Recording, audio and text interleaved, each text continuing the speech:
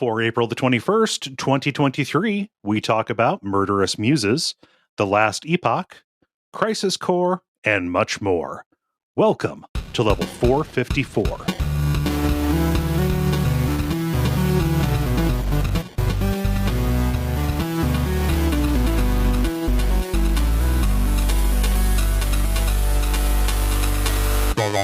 My name is Kole Ross. I'm Dennis Furia. I'm David Maismith. And I'm Jala Prendez. And you are listening to The Level. It's a podcast for people who love video games. Welcome back, Jala. Yeah, I was so surprised. I think it was because I gave Ben so much crap. I was like, you never give up your spot, Ben. And so like when I was like, hey, I want to talk about stuff this week, he's like, I'll give my spot up. So, that was nice of him. You incepted him. I guess I did. So what's going on? Wait, so she's inside his memories? Oh, we all Or live in a his, house of dreams? mirrors. Yes. Well, I got a Steam Deck, fellas. Woo! Hey. Congratulations. Now I just need That's to the whittle new up some trading card game, right? right. Steam Deck? Now I just need to whittle up some time so I can actually play it. I played it very, very little. So unfortunately for the folks who have been asking, like, Jala, give us your thoughts about the Steam Deck, you'll have to wait until I'm done with the current gauntlet of things I'm juggling. Then I will let you know at that point. I have played it very little. Like, honestly, couple of hours maybe is about as much time as I've had on it. And the only opinion you can have after that amount of time with it is big.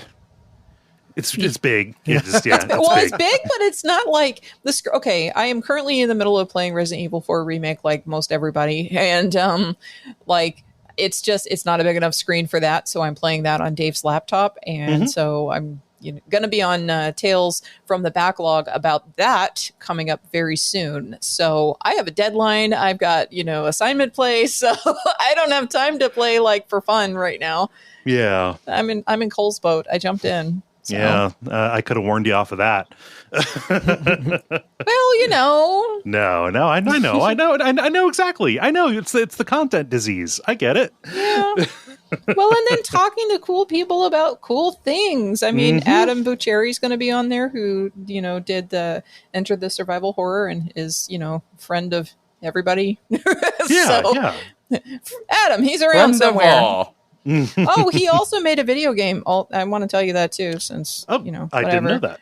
Yeah, he made a game called Flatline Defense. It is on his Bucheri.itch.io. Neat. And I have not had a chance to play it because very, very busy, but it's there. So he made a game. You should check it out. Not gonna lie, Bucheri Itch.io sounds like something I would order from Sonic. If that's the name of something you're ordering, never mind. That's fine. Oh, gosh. Anything else besides Steam Deck? No. Not really. I mean, unless you want to hear about my headache. So, otherwise, no.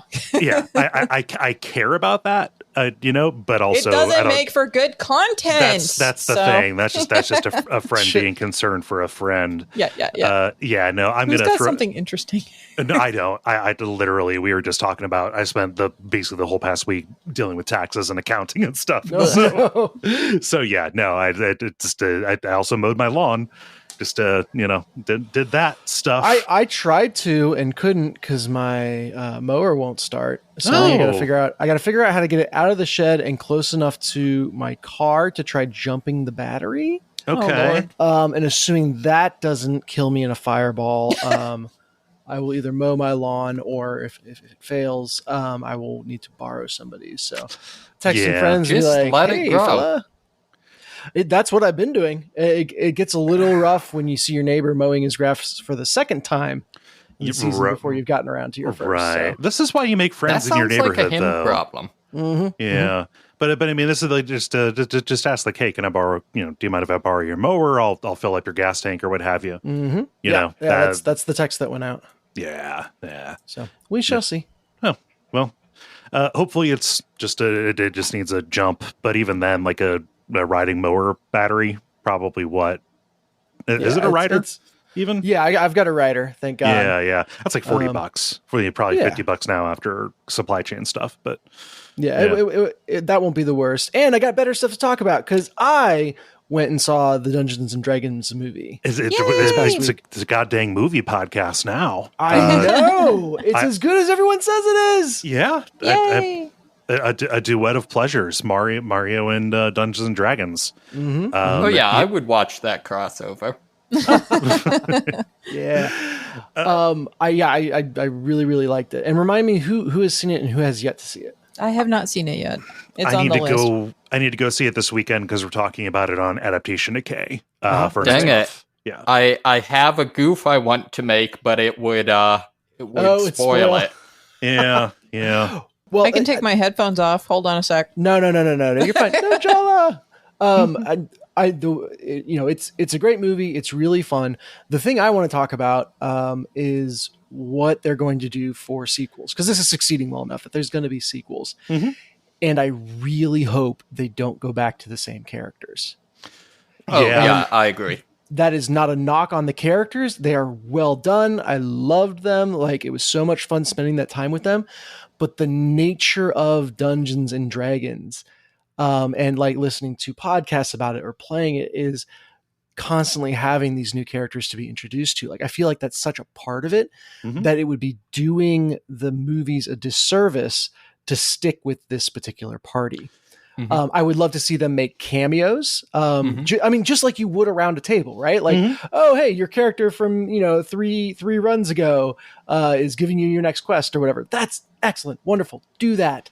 I just wonder if they will be bold enough to make that choice.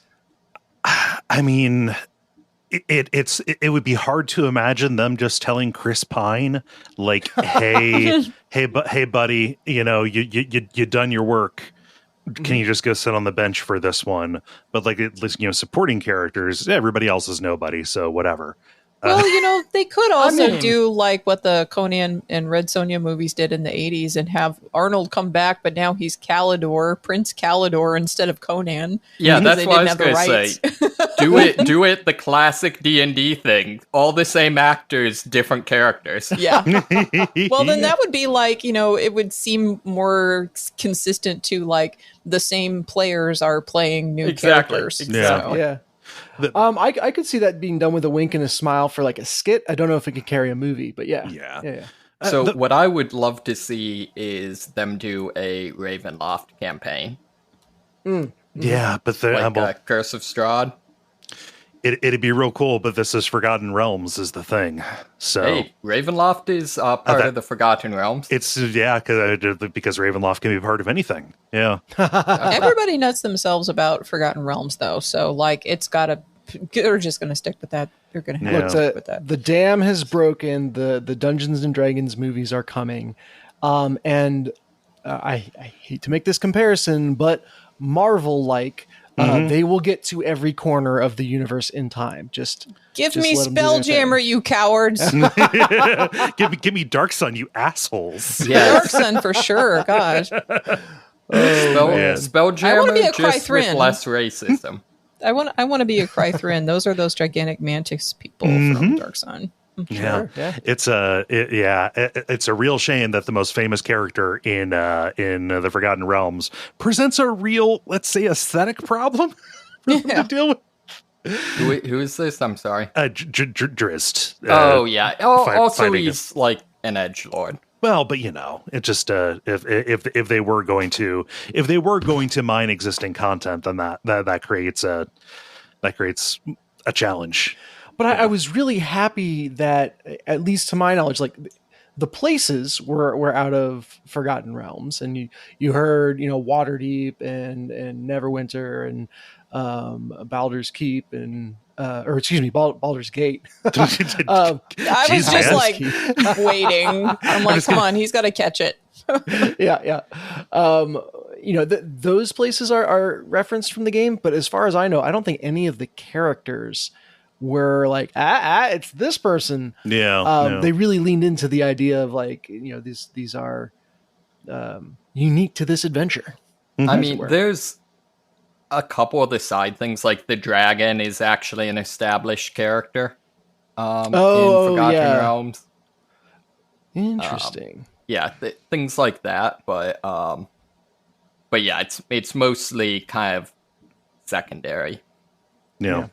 So we're seeing, and I hope that they make bold choices in terms of how they build this multiverse. Build this expanded universe. Because every movie has to be that now. Yeah. Hopefully they at least do it well. Everything has to be a franchise with a 5-year plan. Could be worse. Could be Dragonlance. Yeah, no, I think we can agree on that. Huh. Yeah, so that's me. How about you, David? Not a lot this past weekend. This coming weekend is the local comic book convention. Ooh, neat. So yeah, so the big headliner is Shatner is going to be there. Okay. Excellent. Man, he's getting up there, isn't he?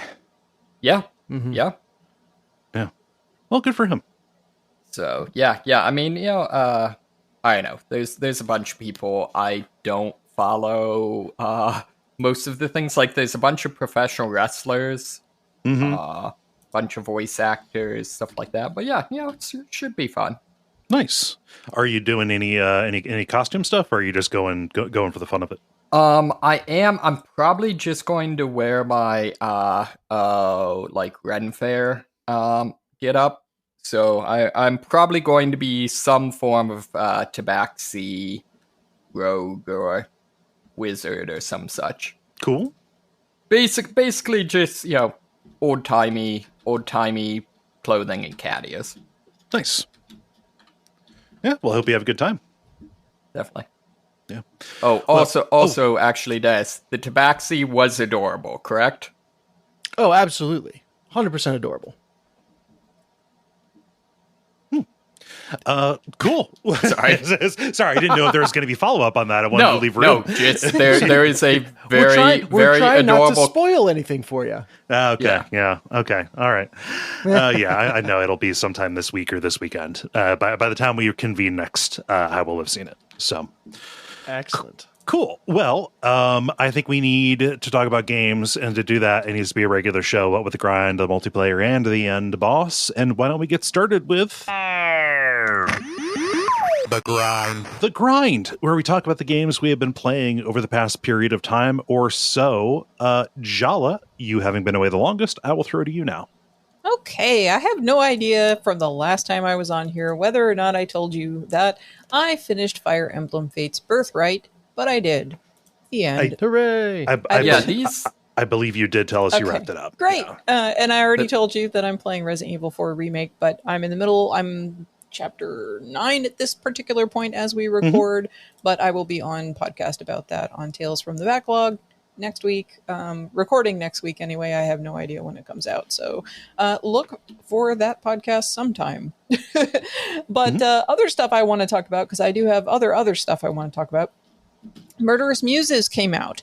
Yeah, so, you've been looking forward to this one for a while. Yeah, and as everybody knows, I interviewed Diavecchi Studios last year, right after they did all of the recording and stuff for that. So they were still putting everything together, editing, doing post, all of that. And so anyway, those folks just released that on April 11th. It is a full motion video murder mystery game, and it's available on pretty much every major platform. Rupert Booth is in it, but he is the police detective voice. He's not actually playing like an acted out, like on screen part. He's voice only. Yeah. So, but various other familiar faces for folks who have played Dr. Decker, Shapeshifting Detective, and Dark Knights at Poe Monroe show up. So, definitely take a look at that. They are in new roles. This is no longer in the town of August like the first 3 games were. This is a new place called Myrtlehaven. And you play as a night watch person at an art gallery. And the artist, Mordecai Gray, was murdered the night of the show's opening. And the suspects are all subjects who were painted by him. Hence, they are the Murderous Muses. I've got to laugh because Mordecai Gray is the most I'm going to get murdered in a mystery name ever. Yeah. It's like you got a real punchable face, you got a real murderable name. Yeah. So, yeah. So there is a day and a night cycle at this gallery while you are doing your shifts. So during the day cycle, you hang paintings above their respective descriptive placards, which is when you, like they're just on the wall. The placards are on the wall, and you have to basically fit the painting to the correct spot on the wall. And as you do that, if you get the correct combination, like if you hang just a random painting there, it won't do anything. But if you get the right combo, and it's not super hard, you get a button pop up that if you push it has like a narration telling you something about the place or the person or whatever that's in the painting. The subject of the painting is talked about. And so it gives you like flavor text about Merle Haven. So you learn a little bit about that. But really it's during the night cycle that you really start to do all the detective work. So in the night cycle, you end up hanging up the paintings of the 6 muses above the different descriptive placards in the gallery. But every time you do this with these paintings in particular, it gives you a short video of that muse telling you something about the topic. So if you put, one of the characters above the word desire, then they will tell you something about what their greatest wish is or something. And there's also a wall in this night gallery that has all of the muses listed along with a series of 3 prompts, which if you happen to watch all of the videos for those prompts, unlocks a police interview with that suspect. And of course, the police person is played by Rupert Booth. Mm-hmm. So after you've watched a video, the placard will rotate to a different keyword. So some keywords that you need in order to unlock certain interviews may not be immediately available when you roll up on the gallery. The words are, unlocking different keywords in there, like as it goes. So like if it says desire, but you needed to say Merle Haven, well, when it rotates after you've watched a video, it might pop up with Merle Haven next. You don't know what's going to come up next on the rotations. Is it random? Is it like a slot machine type It's thing? randomized. It is randomized. So that makes it, and also the killer is randomized, so it could be one of 6 endings, depending upon who killed him. So this is a mainstay too. Like that's the way it was in Decker. I know that. Yeah, that's how it is in all of their games. They have multiple endings, and pretty much any of the suspects could be the killer. And it differs play to play. And just like in the other games, you can't really rely on looking at their disposition in the videos because they have the same disposition regardless of whether they are the killer or not. So, so that guy's got a real murderable name, but the other person doesn't have a real murderer, disposition. You're going for Murderous there, I think. Murderous, Mordecai, Murgatroyd, Mercurial. Mordecai has given all of the muses reason to hate him. So every single one of them has a legitimate motive. Now, whether or not they actually, killed him is dependent upon your playthrough. So another factor I wanted to mention is that in the main menu of the game, there is something called seed, and you can actually copy that seed and give it to somebody else who can then play in the same version of the gallery that you have played in. So if you want to share that particular experience, you can share that seed information and somebody else can take over and also like play the same, not take over your game, but like play in the same space. With the same I wonder if the community will eventually come around on like what the best seed is. I don't know. I have no idea. I mean, it'll definitely be like 69 420. Well, in terms of which combination tells the most satisfying story. Yeah. But also which has the best name. Yes. So the downside about the randomization, about those plaques kind of rotating, and being randomized every single time you go in there, is that you may or may not be able to unlock a police interview depending upon what keywords show up and what order you go in when you're hanging all the paintings up. So that is, something to keep in mind. Once you use a keyword, it is no longer available for another muse. So you might get the same keyword again after using a different placard, though. So like, you're looking for Merlehaven, and so like you find one that says Merlehaven in the entire gallery, but 2 characters need Merlehaven to be unlocked.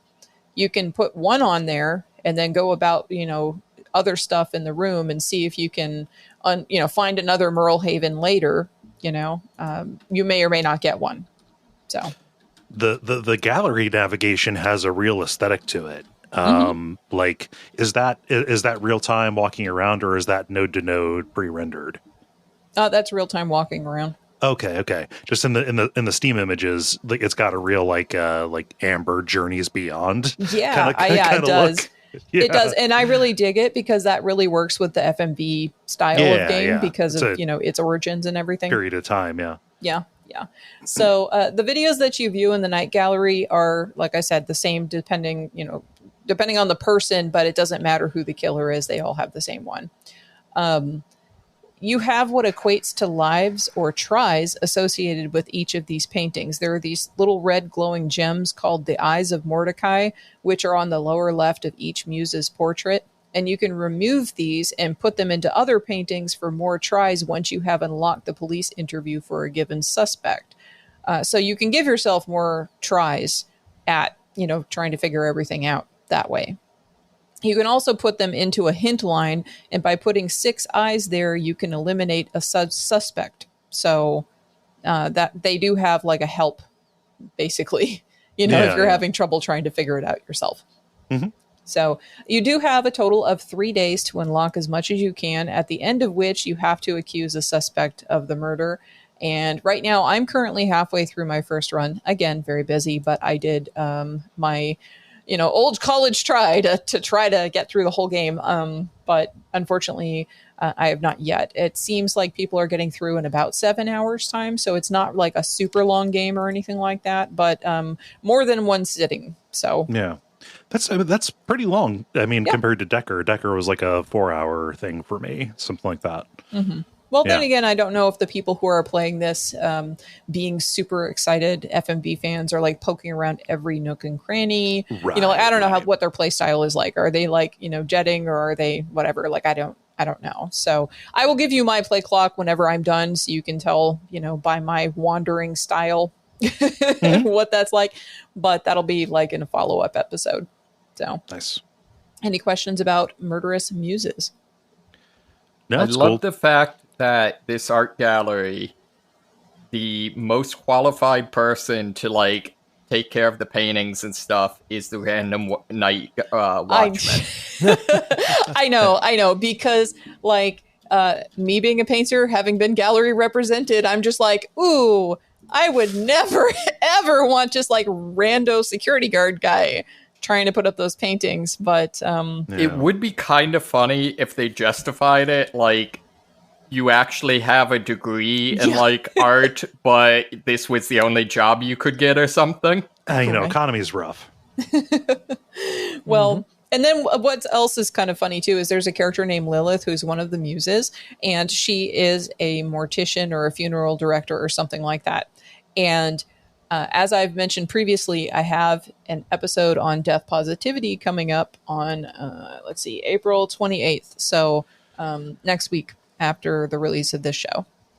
And part of the thing that's funny about this is that Lilith, the character in the game, is talking about green burial and compostable coffins and stuff. And that's like some of the stuff that stuff's creepy as fuck. Well, that stuff is kind of some of the stuff that we talk about in the, like environmental portion of the death positivity episode, which is very funny. Sounds like you have a podcast episode to listen to, David.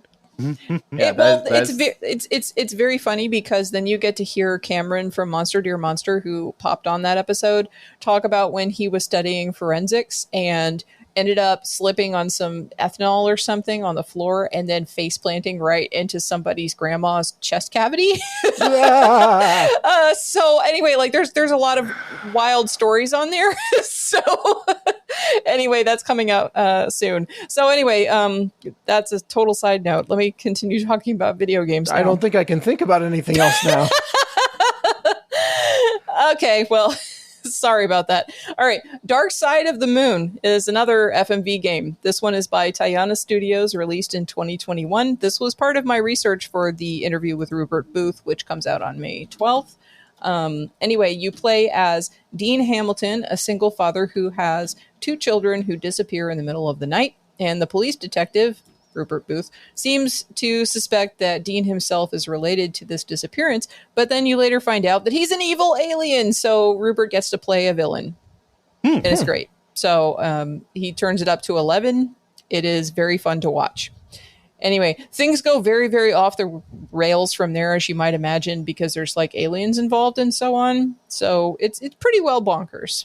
Yeah. But mechanically, it has some dialogue choices to make, as well as some point-and-click adventure elements inclusive of an inventory, and you do have a phone that you can mess with and call people and things like that. So it is light on gaming requirements, but it does have some interactions. You also kind of have like a hub, like you have like an open map that you can go and pick where you want to go, which unfortunately means that sometimes stuff isn't signposted well, and then you are wandering around trying to figure out where to go.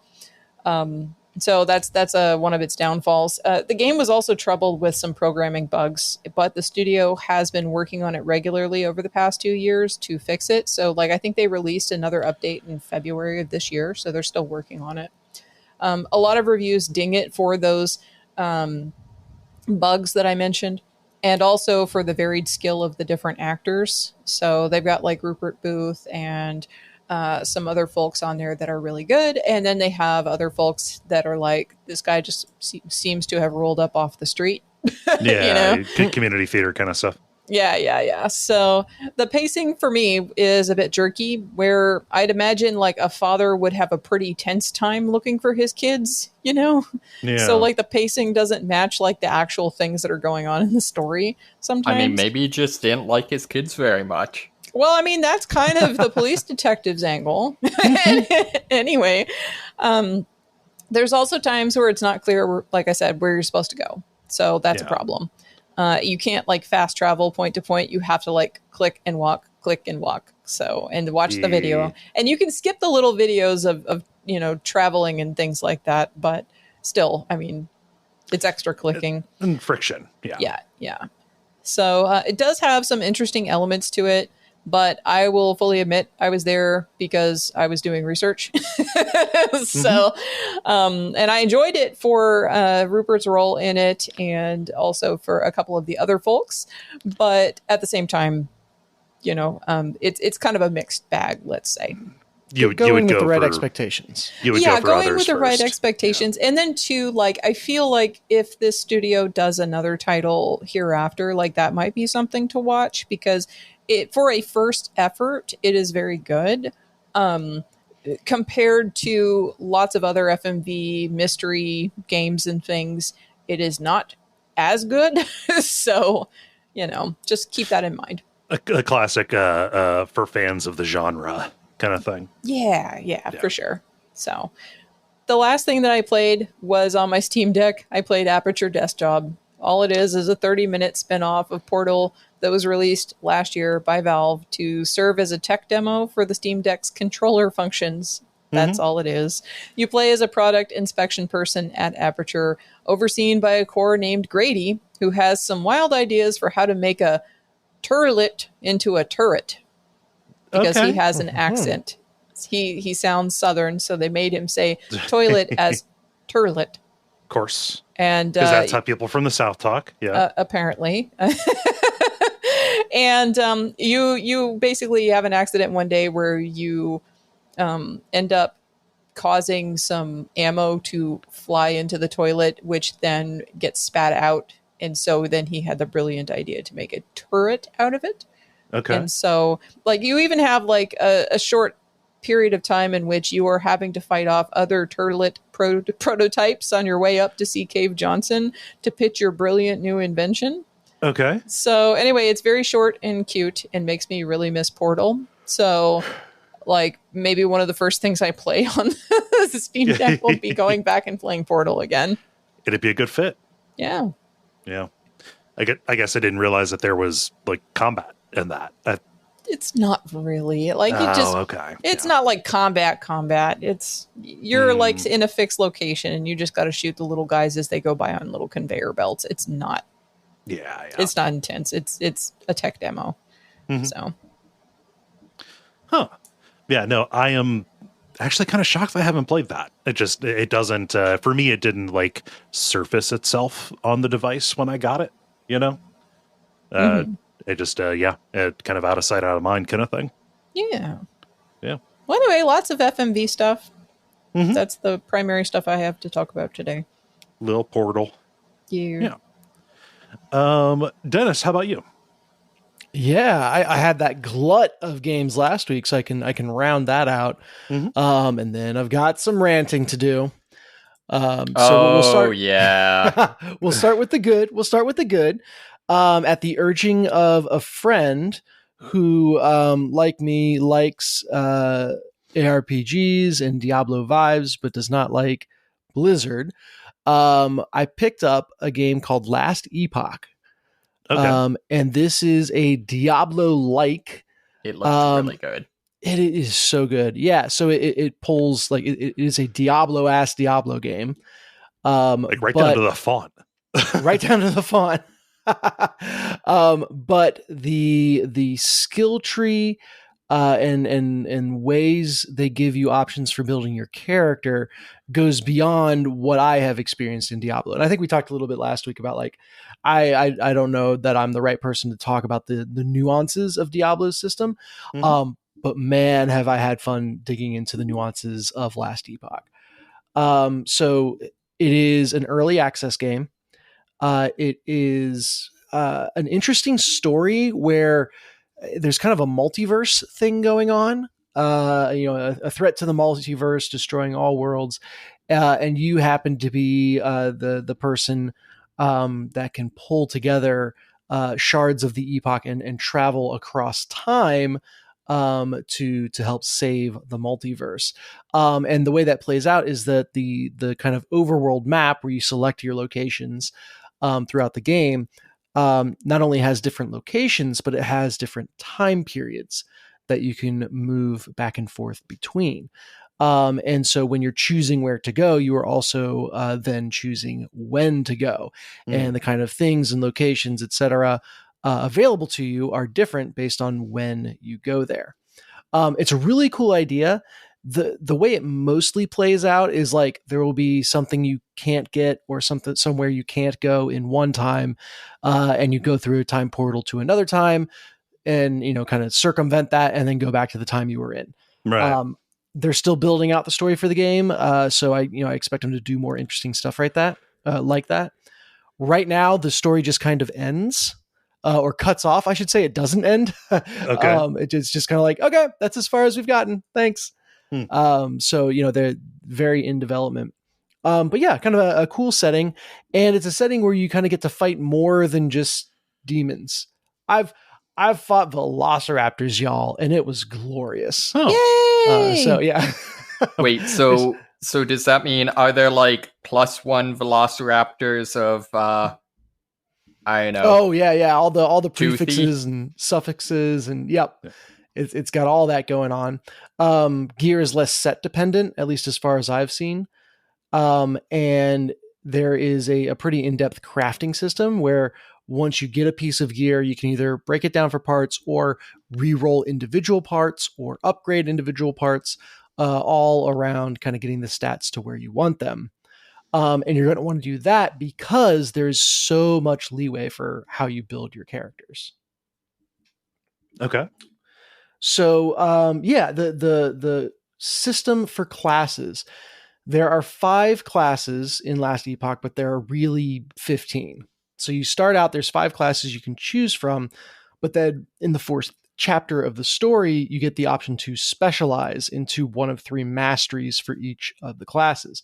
And it is wildly different depending on what you choose. So for example, my solo character, I started out as a rogue.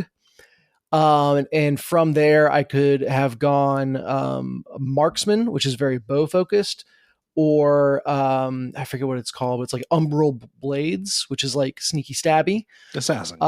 Assassin. And then there's one more. Some of the classes don't have their third archetype finished yet, so that's not out yet. And the kind of updates, they add those as they go. But so that changes the way you play and gives you this really interesting on-ramp of like, okay, I'm kind of learning the ins and outs and kind of the base skills of this character. And then based on what I like in this trial period, now I'll specialize towards that thing that I liked the most.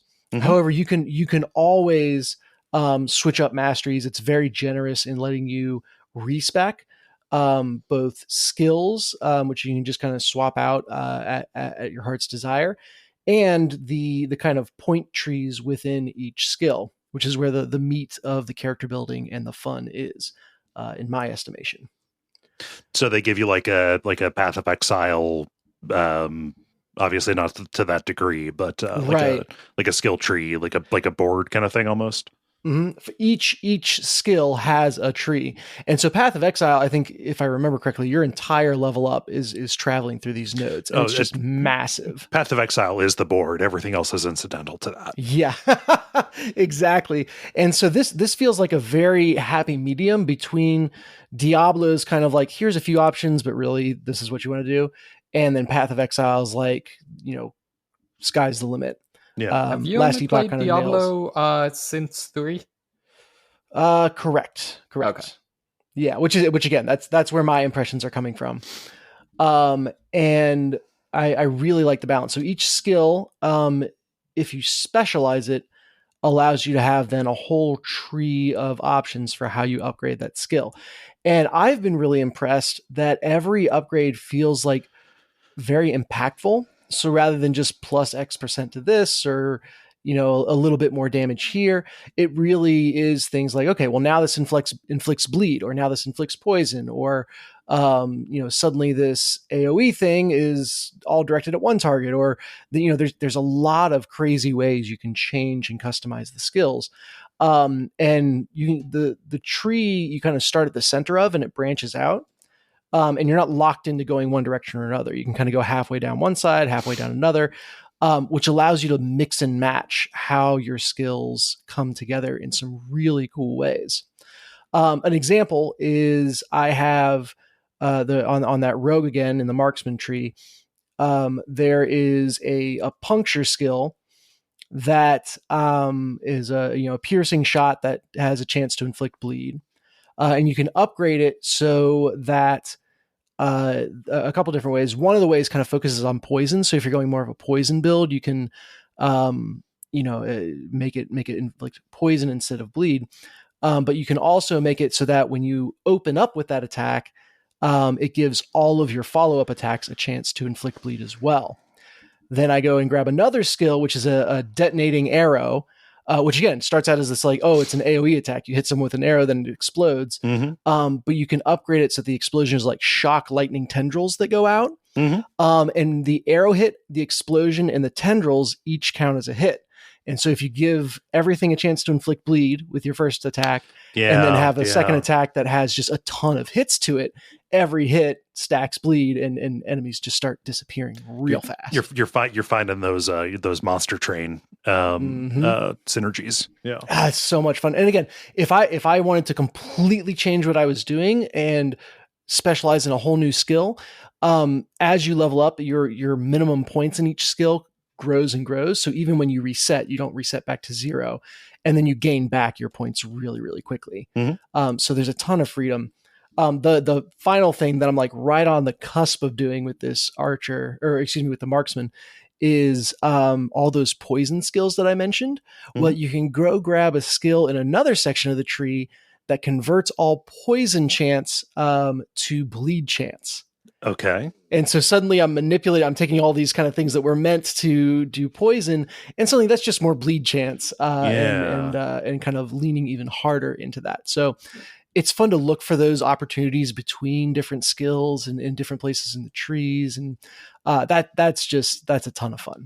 Yeah. So, I've got that. I have a sentinel. It's like a paladin type of person that I am running around with a spear that I lunge with. But then I have upgraded it so that every time you lunge with the spear, at the end of the lunge, you also throw it.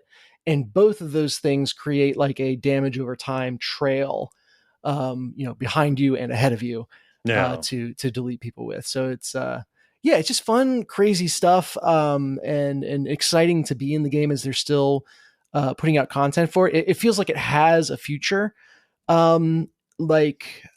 Whereas Grim Dawn, I had mentioned a while ago, is like a Diablo alternative that I was interested in. Grim Dawn is done. They're not making anything new for that. So it's cool to be in Last Epoch and kind of be with the game, as it feels like there's a ton of content on the horizon. Mm-hmm. Yeah. So that's Last Epoch. I had never ever heard of this. Yeah, me neither. I had a friend basically bully me into getting it. Well, and this was a selling point for them. They said it is the perfect Steam Deck game. So just saying, just going to leave that out there. That's weird. I'm trying to think of, I've never played one of the like a Diablo like on a console. I know they've done that since Diablo 3. Apparently it works really well on there.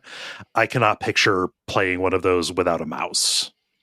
Yeah, it's it is built to accommodate controller really well. Yeah. I will say, because I'm at my computer anyway, when I get into navigating menus, it is easier for me to just grab the mouse and click around. Yeah. But again, the friend that got me into it plays on Steam Deck and loves it as like the perfect game for that kind of session. Mm-hmm. All right. So that is the good. Now we're going to get into the bad thing. Now we're going to pull out the salt shaker. And it is going to be all the more salty because this is something that I have been so sweet on for months now. You've made it sound really good. It is really good. Why did they have to go fuck it up? I'm talking about DMZ and specifically their season 3 release. And so I want to be specific. Bills do. Yeah. Bills do. It was an Activision game. We knew it was only a matter of time. Somewhere deep down, I knew. Season 3 is really freaking cool on paper. Like everything they announced about what they were doing with the third season ahead of time was phenomenal.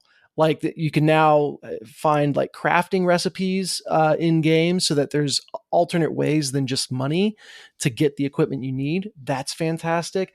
There is specialized gear that you can start to get that will give you additional bonus perks and all this stuff. There is new mission types. There is a new boss. Like it's all so cool. And then they dropped something the day of release that was nowhere in their promo materials because they knew it was shitty. They knew exactly what they were doing and they didn't want to, get the backlash ahead of time. They released they have released one and will be releasing more pay to win skins. Okay. So how can a skin be pay to win? Yeah. So, and this is not just, this skin has better camouflage. The skins come with DMZ specific perks. And the entire gameplay loop of DMZ is you drop in with nothing and you get kitted out. And as long as you exfil, you can keep that equipment, and do more and more, difficult things because your equipment is better and better as you build it up.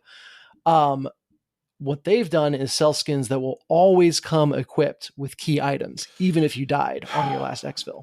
And key items being very, very key items. Extremely. So the one that came out first was a medium backpack, which is like 2 extra storage slots. Like, yeah, that's fairly irrelevant. That's fine. Whatever. It sets a bad precedent about selling things that have a game impact instead of just a cosmetic impact. Mm-hmm. But then data miners found like the next 3 skins that they're planning to release, and it's terrible. The first one is 2 plate armor, which is a big leg up over what you spawn in with.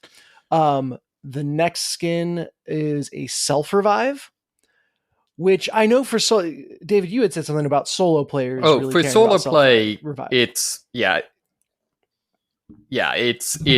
almost essential. Basically, you're not playing until you get a self-revive. You're just trying to get a self-revive. Mm-hmm. Yeah, 100%. Because if you go down, you don't have teammates to bring you back playing solo. And so self-revive is your only option to keep going. But what that does is it shortcuts an entire section of the gameplay loop. Yeah, so you can start going out and doing your objectives and stuff. Mm-hmm. Yeah, and now you can just pay to always have that, which just does not sit right with me. I'm of the person, and I'm probably a minority, but I think you just should spawn with that always, at least if you're solo. Yeah, but everybody should. Yeah. Yeah. Well, exactly. And also just like, yeah, exactly. But even then, I think so, any time you spawn in, you might spawn in with teams that exfilled their previous mission and have gear already, right? So you were already spawning in with people that already had a medium backpack or already had 2-plate or self-revive or whatever. So it's not that they have those advantages within a single drop. It's that now people who pay get to cut off that entire you need to drop to get that part of the gameplay loop, which depending on the piece of equipment and the decisions you make, that could, cut an entire drop off the loop, allowing them to just massively shortcut it. Like it feels very similar to like, hey, we're going to sell a car livery in F1 that will always have you starting first on the grid. Yeah. It's like, well, okay, other people in qualifying theoretically could start first on the grid, and starting first on the grid is not a guarantee that you're going to win the race, but over an extended period of time, that is a massive unfair advantage. Right. So we haven't talked about the last and most egregious one, which, it's a self-revive. I could understand for solo players. A squad spawning in with all self-revives is obnoxious. Like that's not cool.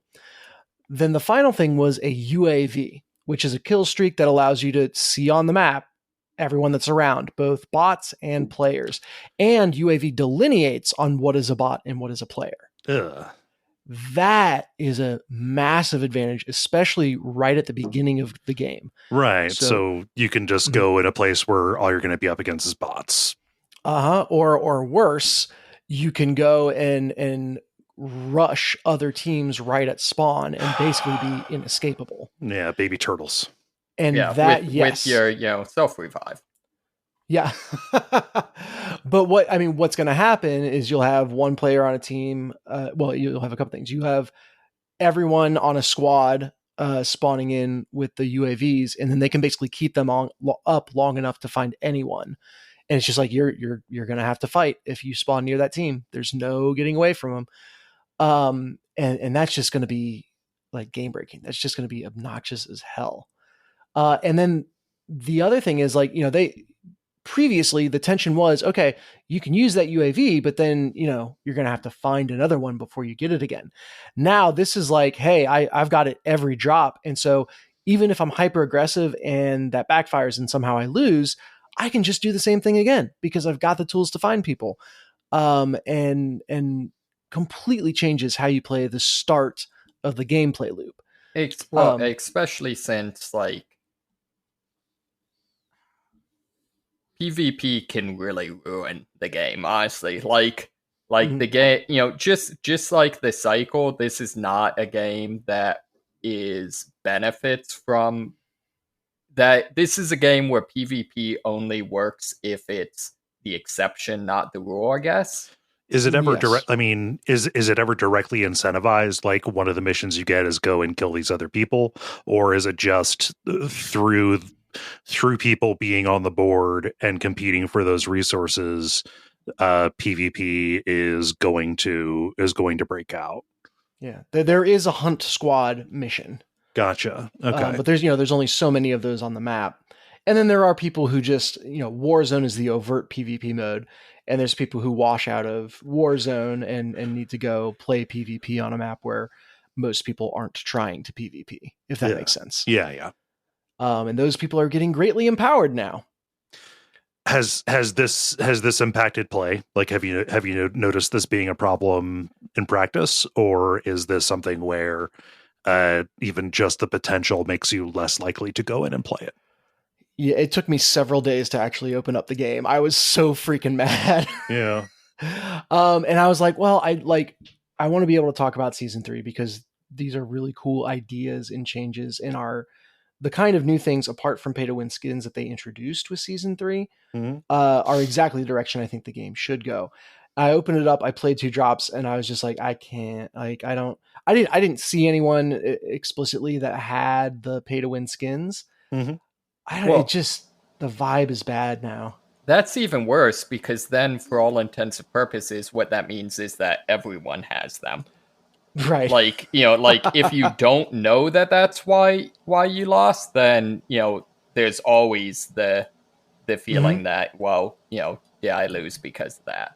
Absolutely. And even like, so PvP, that's just a massively bad decision. For the overall gameplay loop, it gives players a shortcut that is massively unfair. And then even for specifically PvE players, I think the UAV is a bad idea. One of the most tense and exciting parts of the game is getting to exfil, right? When you decide you want to leave, and you can only do that at 3 points across the map. And there's a high chance that other players are there, either that they just happen to be there, or that they're explicitly there camping exfil for easy kills, or whatever. That's tense. And now, at the end of the match, if you always have a UAV and will get it again at the beginning of your next drop if you use it, there's no tension. You just I'll just pop UAV. I can see if anyone's around, and now I know 100% that I'm safe or not. Yeah. And that just robs the game of like its climax, essentially. Like, what are you doing? And what was the UAV not in this mode before? It was. You could find it, but if you popped it to feel safe for that exfil, you didn't have it for your next drop. Gotcha. Now you can. It's the end of the match, and you've still got it. Pop it, you're going to get it right back. Yeah. Right. Also, previously, like, enemies could drop a immediate use. Basically like a pulse. And there were certain objectives that would like give you it for like a minute or two. Yeah. So I hope, like, there's news articles on it. The fan base is very vocally outraged, at least in the circles I'm in. I hope that it's something that will be addressed, and they will nerf pay to win. I guess I don't know how you backtrack out of it, because there's people that have paid money for this shit now. So it's kind of stuck in there. I mean, you just close it down and write it off on your taxes. Yeah, right. But I am very angry at DMZ, and I'm hurt because we were so close before. Yeah. Time to find the next thing, I guess. I'll play more Last Epoch. I mean, just like based on the way that you've been speaking about these past few months, it sounded like the best thing they had going for them was this goodwill and kind of like, just a different kind of approach to multiplayer that even people just naturally fell into by the incentive structure around it, and to just kind of like not know what they have, seemingly not know what they have by throwing this in and spoiling it is kind of a, seems like a dumb move. I mean, yeah, it ruined something that was really special. With the cycle, though. Yeah. Yeah, items that incentivize "fuck you got mine" play is not going to make anyone happy. Well, people who get theirs, I guess they won't be happy. They won't be happy in the long run. They know what they did. they won't see the gates of heaven. See, I would be fine They'll with shower this at night and it won't come out. I would be fine with this if I could know who these people were. Like, if as I was walking through life, I knew who these people were, that would be worth it. Yeah. All right. So that is me. Some high highs, some low lows this week. Well, that's a bummer. David, how about you? So I actually don't have a whole heck of a lot. Let's see. I will soon be uниnstalling Call of Duty, so that's something. Free up some space. Yeah. Yeah. So I'm sorry. This has been a week. It's like what have I been doing this week? Probably the biggest thing is I actually fell back into the No Man's Sky rabbit hole. They just put out a big content pack, right? Well, this is where this story gets a little funny. Okay. The answer is yes. They released a new content pack and released a new expedition, which is like their time limit thing, time limit challenge run with special rewards. Okay. However, not recent enough that the expedition hasn't ended yet. Okay. However, if you have it downloaded and you turn off your internet connection and change your system clock back to when it is active, you can still play it. Okay. So that is what I'm doing. And isn't that like kind of diegetic with the game's lore? Yes, it is. So the gimmick here is that so for a bunch of the resources in the game, you can either spend basic resources I repeated myself. For a lot of the gear in the game, you can either spend basic resources to refill them, or you can spend craftable items. So it's things like to refill your oxygen, you can either just straight up spend oxygen, or there's like you can craft life support packs. And in the normal game, that just mainly has an advantage in terms of like conserving space and things like that. Yeah. In this version, you can pretty much only refill at least your life support, maybe some of the others, with these crafted items. And then also you can only craft items at your base, at one of the bases you establish. And then bases cost a lot more. Okay. And all of the objectives, there's each expedition, there's 5 tiers of objective you have to complete.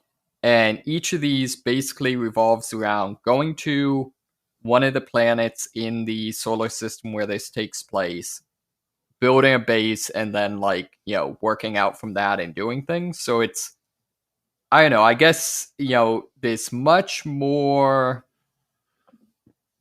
I guess, almost survival or roguelike type of element to it, because, if you are going out to complete some objective, you have to make sure you bring enough resources with you because you can't craft them once you're there.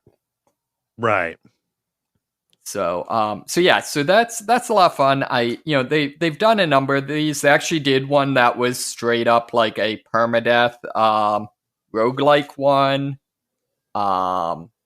They did one that was based on just staying on a single planet and building a bunch of stuff, like all sorts of stuff. But it's a lot of fun. Just doing all the combinations that are available to them. Right, exactly. And there's a storyline. This time you basically wake up and you are a settler for the Utopia project that is, some sort of, I don't know, project that sent you out to this, solar system to establish civilization. But everything you're finding is just broken down and, overrun with hostile aliens and things like that. So you're also kind of figuring out what's going on. Okay. So that's a lot of fun. I mean, other than that, let's see here. Yeah, I think that's about it, honestly. It's been kind of a slow week. That is a-okay. All you've played is a sim of the entire universe? Gosh. I mean, I guess, Dennis, I did some Tiny Tina's Wonderlands. Well, we tried. What I didn't realize is David was already at level 12, so my little level 1 character, basically David spent the entire time fishing me out of the gutter. Yeah, the game is much more than I would have expected. Not particularly supportive of that gameplay. It's an RPG-ass RPG, man. You got to be leveled. I guess so. Which is funny because it starts the game with the idea that you are this like underleveled noob that's being brought into a game. You know, you start out, your character is literally all just gray colored because you haven't had time to paint your miniature yet. Nah. Yeah, good times. Yeah. I'm significantly better leveled up with that character now. So Okay, next time. so we're gonna have to give it another go. You're going with the Berserker. Yes, barbarian plus frost damage, baby. Woohoo! Nice. And my final one here, not final one, my only one. I'll round things out. The only one he's going to play. He's done with video games. It is your final one. Then if it's your only one, you know. Yeah. Well, I haven't finished it yet, but I'm real close to the end. Crisis Core, Final Fantasy VII. Hey. I am nearing the end. I'm like 2 chapters away from it. It's gotten a little bit better. Like my mechanical. What? I'm sorry. Just like that is kind of damning by faint praise. It's gotten a little bit better, guys. I mean, it's worth saying. Like, I don't know. The thing I'm wrestling with, you know, especially as we sit here now, kind of in this, golden age. I'm just going to say that. Like, people can say like how good of a trend it is, but like remakes are kind of popping off right now. Mm-hmm. You know, Yeah. Dead Space, RE4, on down the line. This is a very strange product because I know it's not really strange. It's pretty straightforward. It's a bad remake of a very outdated game, and it raises the question of like, was this worth updating and bringing forward? I would say like, yeah, probably, because it's a pretty important part of that story in a franchise that people really love. In a franchise where the story doesn't matter because they're all in different timelines. Well, I mean, series, Final Fantasy VII and the related works kind of within there. Yeah. So series within a series. Yeah. But and having it just be on the PSP to where if you wanted to play it, you had to know how to pirate it. Like, it's better for this to be around and available, but then it asks like, okay, is a straight remake enough? No, because taking it off of the PSP and putting it onto, even handheld consoles today give you lots of console experiences, right? I've got to say, when you say like it's better for it to be around, when the argument you're making is the same argument for made for hard drugs.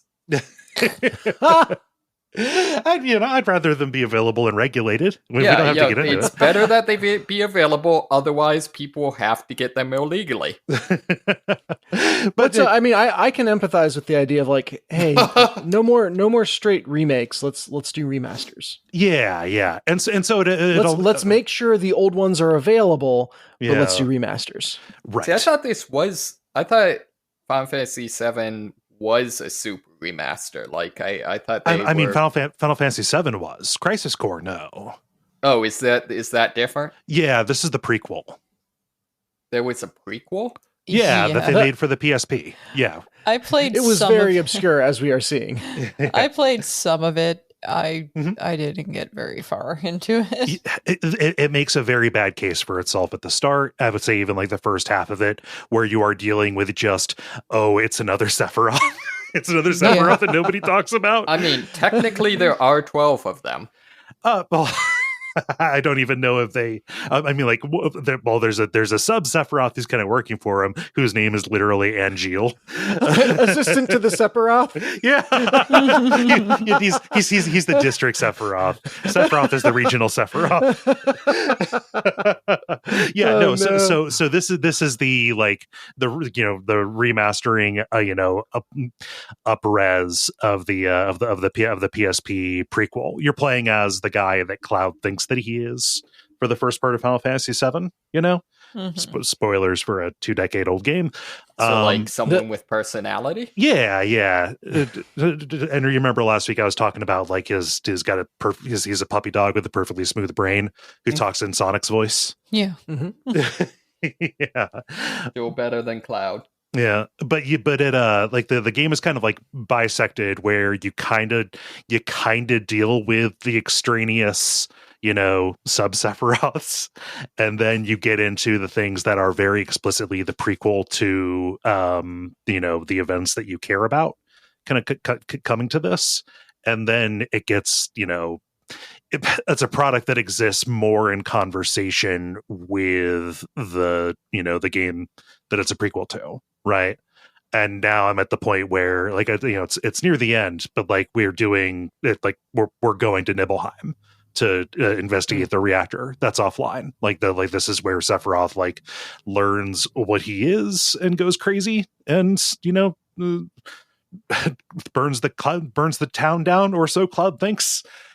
Like it's big dramatic stuff that we're kind of going into. And the combat changes as well, because you actually get the Buster Sword about halfway through, and like it unlocks a different way of fighting, which is pretty cool. And the difficulty curve reaches a point where the simplicity that you had been seeing before is not necessarily working against you. Basically, it finds it finds its groove about halfway through, and it's not a long game. I think I've got about like 10 hours into it so far, with maybe like 2 hours more to go. And that's doing like a minimum of side stuff. There's probably more if you like want to go and do it. But like that problem that I had of, this very much is kind of designed for commutes. So every playable thing is hallway fight, hallway boss fight, hallway cutscene, hallway boss kind of thing. It's still really simple. In an ideal world, they would have done more with the remake. They would have taken the story and gone and you kind of made a more, let's say, like fleshed out experience. This is very much of the style of just a straight pipe. We're making this look like a relatively modern game, even though it is, kind of ugly and the animations are jank. It's obviously like done on a budget kind of thing. And yeah, that is a weird value proposition, to look at, especially when this is existing alongside the Final Fantasy VII remake.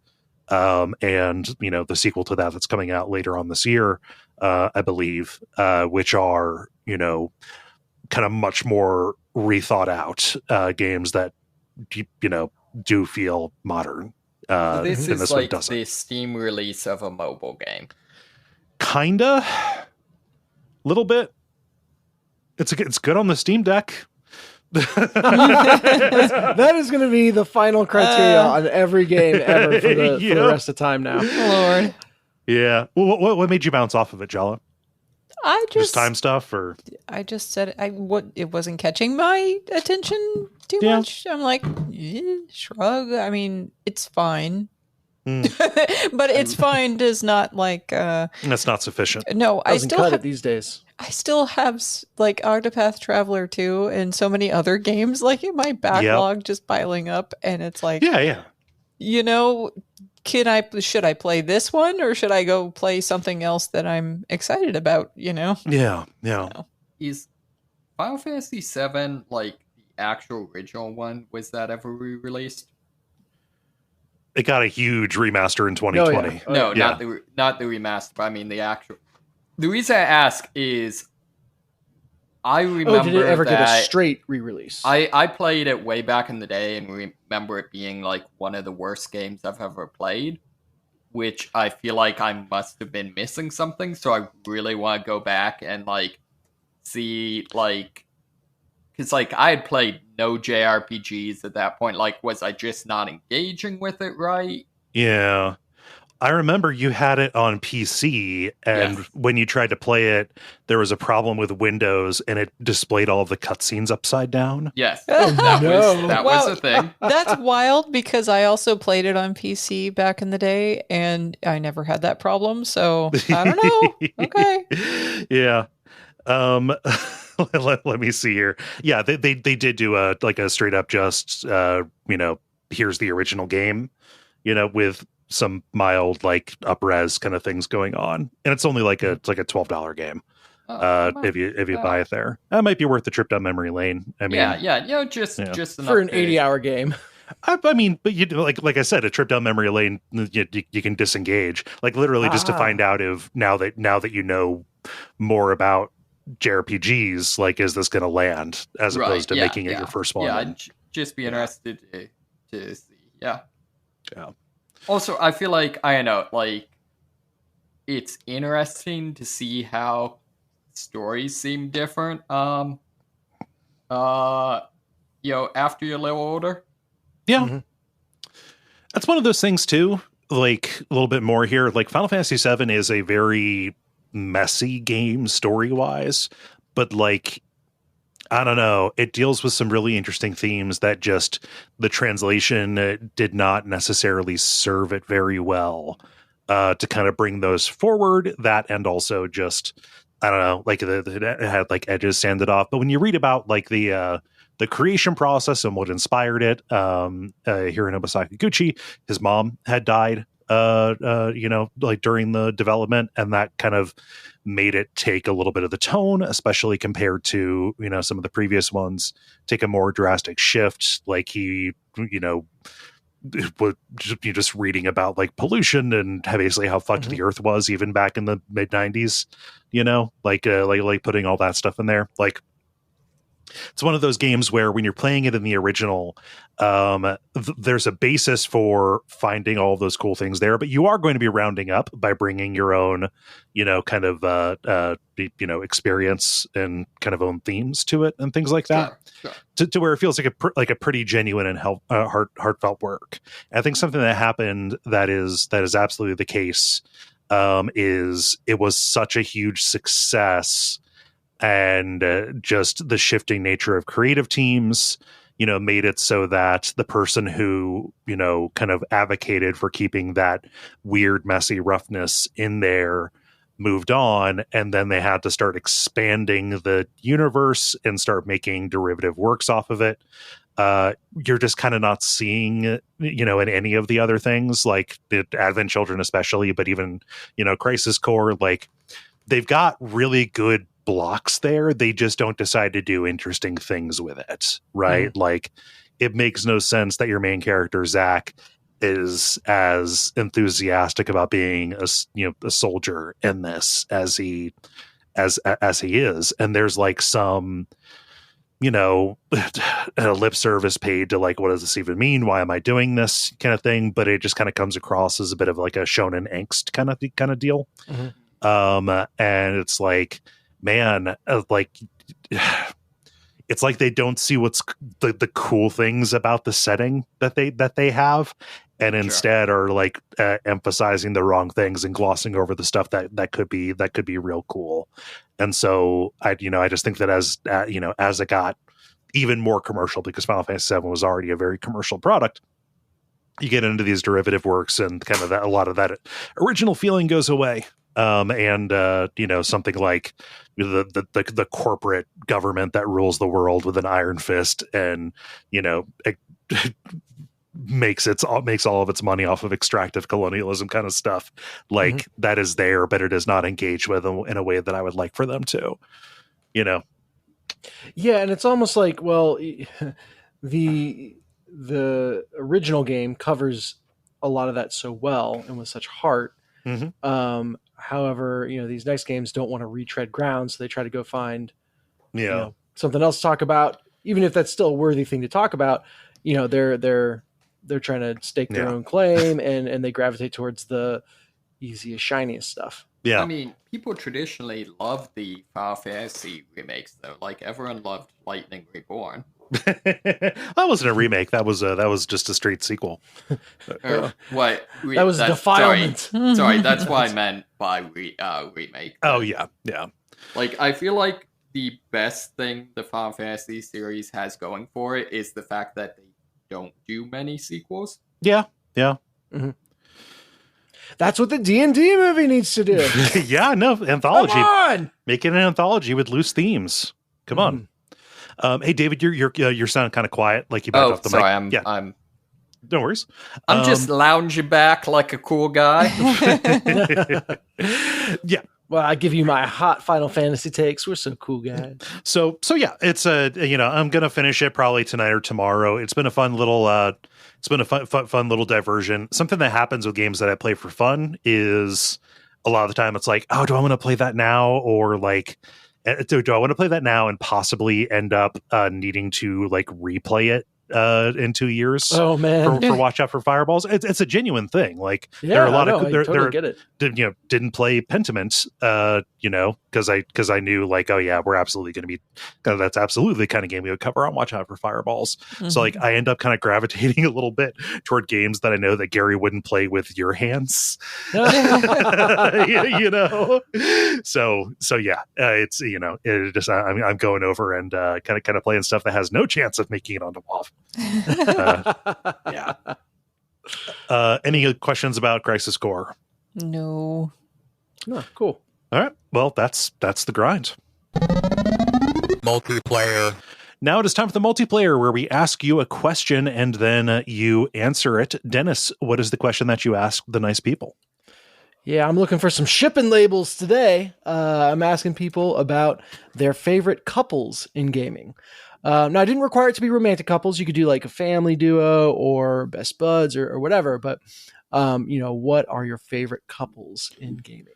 Yeah. Who's this? I recognize Aloy. Yeah. This is Aloy and Aaron, who I took a risk posting this because I haven't played the second game. Oh, Forbidden so West. if either of them goes with another, if either of them goes with another love interest or any one of a number of things, then this image is firmly in the fanon or headcanon space. Yeah. But as of playing the first game, spoilers, that'll be my answer. Yeah. I love the fact that in this, that's the best things coming to.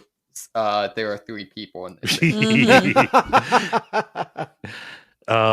Let's see here. Callum writes, I don't know about the greatest, but I do prefer Cloud and Tifa in Final Fantasy VII to Cloud and Aerith.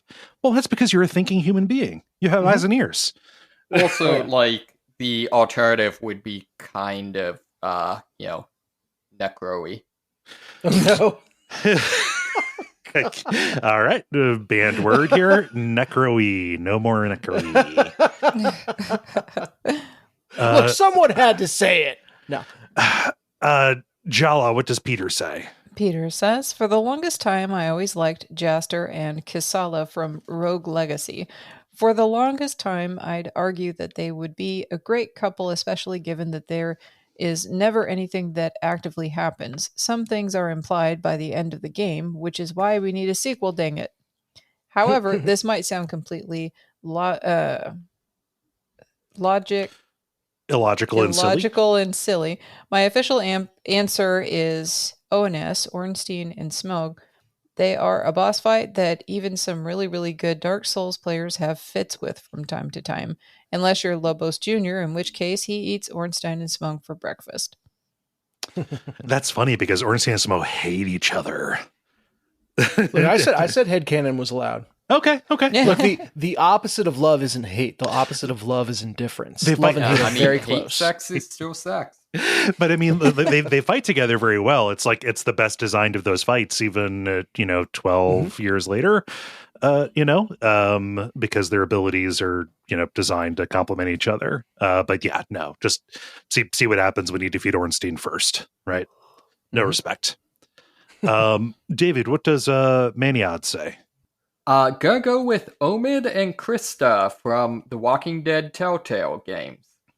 There was a fun dynamic in their relationship, and little bits of it got mentioned in later games. They were very good. Yep. It was a good duo. Omid got done dirty. That was a terrible way to start season 2. Yeah. Yeah. Poor Krista. Oh. Can't argue there. Hey, Dennis, what's Case say? Case says, got to go with BJ and Anya from Wolfenstein. It's a good one. Yeah. I'm not familiar with this one. Yeah. It's That's from the newer ones, right? Yeah. She's a Nazi hunting freedom fighter kind of person, and he's also a Nazi hunting freedom fighter kind of person. Yeah, it's sorry. I thought you were going to say, and she's a Nazi. Opposites attract. No. Oh no! That would be less cool. It's sold very well. I'm very sad that we're not going to get another one of those, most likely. Oh, really? What's that? Oh, just sales and stuff. Like, and yeah, it's shit. I wanted to see how that ended, where they were taking the fight back from America over to Europe. Yeah. Let's see here. And finally, Jeremy says, joke answer, the couple from It Takes Two. Real answer, Bowser and Peach. We all know the truth. No, the couple in It Takes Two should never get together again. And their kid should be put in that Magneto cell and studied for science to make sure that doesn't happen again. Oh, Bowser and Peach. After watching the Mario movie, like that is that rings so much more true. So fun to watch. I'm gonna just be a parody of myself and say Harry Dubois and Kim Kitsurigi from Disco Elysium. Oh hell yeah! Yeah, no, it's it is a comic duo. It is a dramatic duo. If you are able to get Kim to respect you, it is the greatest feeling in video games. Yeah, got to go with that. I actually accidentally called him Dad once. Jala, how about you? Jake and Sherry from Resident Evil 6. Oh yeah, that's a good one. That's a good one. Descendants of freaks and monsters. Mm-hmm. David, how about you? So I don't know if it counts if part of what makes the relationship so good is that it doesn't happen, but Zagreus and Dusa from Hades. Oh yeah, sure. Well, it can happen, but it's more of an asexual kind of thing. Right, exactly. Yeah. Exactly. Like, part of what makes it so cool is that they're like, that they both decide, like, oh yeah, that's not what this is, but yeah, that's still cool. I don't know if it could totally be canon because this game is rife with that stuff. I don't know if Dusa is ace or if she was just not interested. It's definitely the community interprets it as her being ace. Like, okay. whether that was authorial intent, that is what it has become. Okay, yeah. She definitely is enamored of him, but it is not a physical kind of thing. Exactly. Yeah. And I love that twist so much when you got to the point. It stands either way. Yeah. There needs to be more ace representation in games outside of Dusa and Psycho Mantis. Yeah. What's the name from Outer Worlds? I don't know.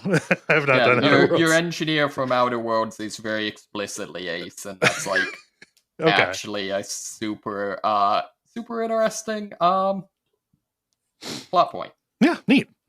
But this is not video games, but my ship I will die on though is Poe and BB-8. Oh yeah. Right. Okay. Do you want to elaborate on that or? Nope. I strongly disagree with the people that said it should have been him and Finn because he already had the love of his life. And how about you, Dennis?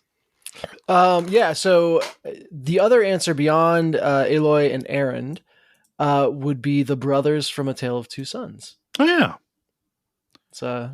You're literally playing as both of them. They're extensions of each other. I've never even heard of that game. Oh, so good. Yeah, it's the one where you play each brother with the two sticks. Solve the puzzles. Twin stick platformer. Yeah. Nice. Well, good question, Dennis. Thank you, everybody, for responding. If you would like to participate in these in the future, you can go to facebook.com. You might have heard of it, and you can do a search for Duckfeed Community and watch for those prompts to go up on Monday afternoons.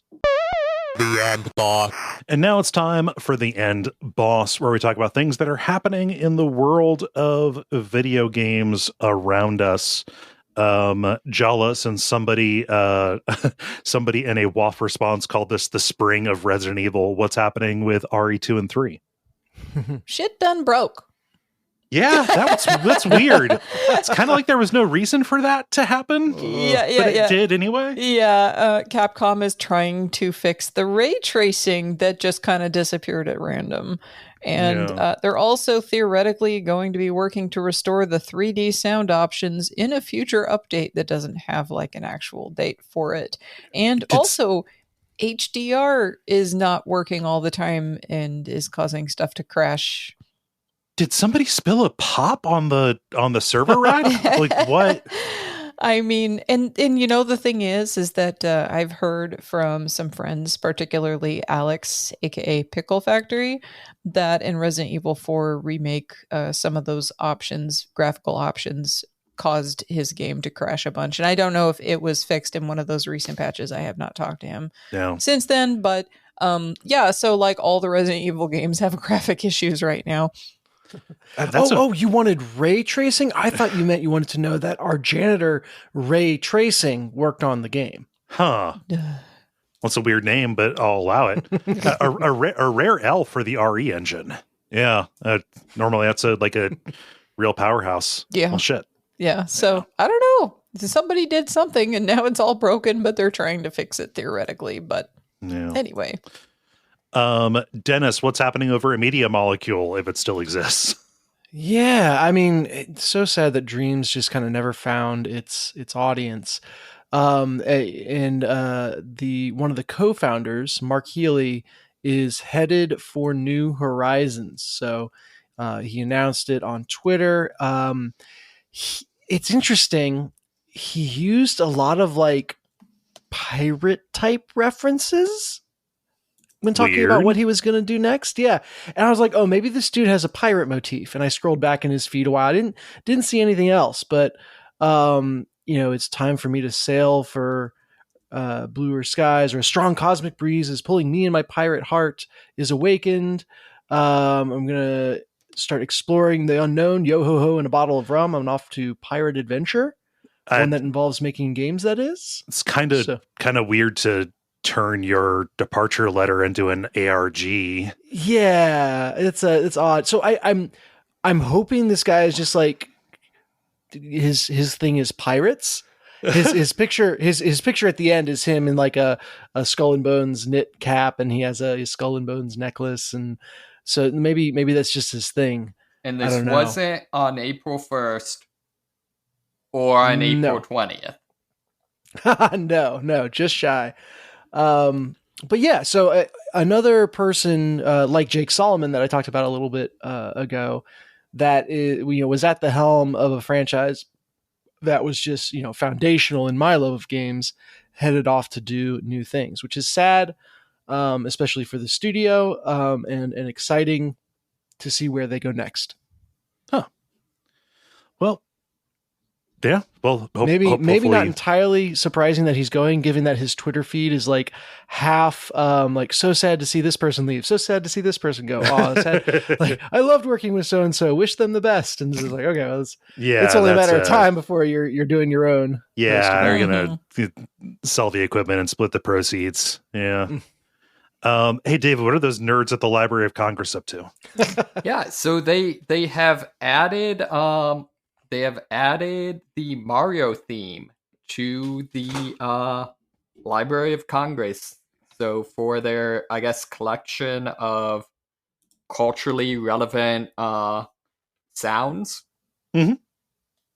Sorry, that's the weirdest way to say that, wasn't it? I mean, it is technically... It is accurate because not all of this is songs, but this is like audio recordings, yeah. Right. Exactly. Yeah. Yeah. So it's, I don't know, there's just, a little write up, which is kind of interesting, talks about how the, sound was, partially a big player in proving that the, relatively simple sound system on an NES could still, make compelling music. Mm-hmm. And yeah, just, I don't know, it's just kind of a cool thing. It's in there like alongside some really cool stuff, like pretty important stuff, like to, I don't know, have it thrown in alongside Imagine or Stairway to Heaven, like in this induction year. The very first recording of mariachi music, or Carl Sagan's Pale Blue Dot, or Daddy Yankee's Gasolina. So I actually have another news story though. It turns out that Nintendo has announced that they're suing the Library of Congress for copyright infringement. Yeah, they're gonna ruin their lives, like that one cracker guy, console cracker, Gary Bowser, which everybody loves making that pun when they make the news article, but they're ruining that man's life. He just got out of prison because they went after him. That sucks. Nintendo, get your shit together. Let's see here. Mine is going to be real simple. I just learned the thing exists, and I'm a sicko for this shit. The people who made Gas Station Simulator, they're working on a new game called Road Diner Simulator, where you open up a diner across the street from the gas station from Gas Station Simulator. Oh, that's fantastic. Yeah. Is there going to be like a save carryover? So like if you did a particularly good job, the gas station across the street is like really nice? Yeah, no, that's a thing. Nice. Yes, from the Destructor write up, the idea is that Road Diner Simulator will read off your Gas Station Simulator save and depict your progress on the opposite side of the road. There's been some indication that success in one game will attract more business in the other, but right now we only have indications that yes, your gas station will be there. Even Gas Station Simulator has the shared universe. It's unescapable. I'm wondering, can you like undermine the opponent though? Because like if someone's going there for beef jerky, they're not going to your diner. I think they can be complimentary. Even if they're not buying your jerky. That's not how capitalism works. Oh, true. Yeah. I don't know. Maybe. But it'd be weird to try and sabotage yourself. Who are you, me? But yeah, no gameplay shown, but they are using Unreal Engine 5, and I don't know, Gas Station Simulator is real fun. Like it, trust me, it is not just boring shit. Like there's a reason to like these games. They're mechanically interesting. I say insisting. I say sweatily trying to justify my choices. Yeah. No idea on a release date, but looks pretty neat. Yeah, so I think that's everybody. How do you all feel about buttoning it up? Buttons. The credits. Thank you so much, everybody, for listening to level number 454. Jala, what's happening at Jala Chan's place? Okay, well, the next episode, like I said, is on death positivity and includes some wild stories. It's worth a listen, and it's actually really funny. It'll be coming out the week after this episode comes out. Nice. Over at jalachan.place. Mm-hmm. Yeah. You pointed out that I got it wrong, and now I'm like, I'm in my head about it. I got the yips on saying that, on saying the name of your website and your show. Jalachan.yips. Fuck! If you want to help out this show, you know what you can do. Rate, subscribe, participate in the multiplayer over at the Duckfeed community Facebook group. Tell your friends, Patreon. It is all good. Nothing special right now. I will say this again: if I saw you, if you came out to the Midwest Gaming Classic and we said hi, it was very nice to meet you. It's one of those things where I don't know. We just kind of draw nice people in. It's really remarkable that people Faith are cool. in humanity restored. Yeah. I mean, let's not go that far. Cool. Well, I've been Kole Ross. You can watch my streams on Twitch at Duckfeed.tv. I've been Dennis Furia. You can find me in the Deck of Wonders Discord. I've been David Maismith. You can find me on Twitter, but I don't know. I mean, really, Twitter? And I'm Jala-chan. Are you government-funded media? You interrupted her. Come on. I'm sorry, Jala. I'm Jala-chan in places, including Jala-chan.place. And stick around for some titles.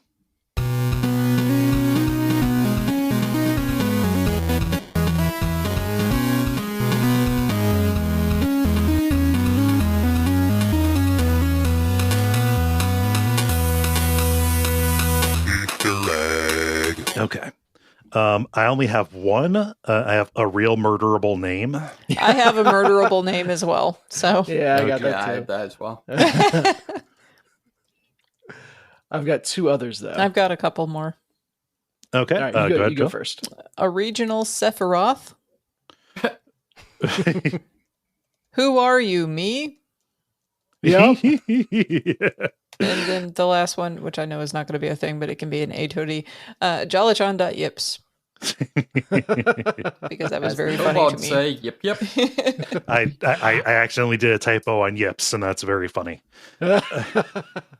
I had assistant Sephiroth, which assistant regional Sephiroth would be amazing. And then I also had who are you, me? Okay. So I had a real murderable name, or got a real murderable name, and I had it's good on the Steam Deck. Okay.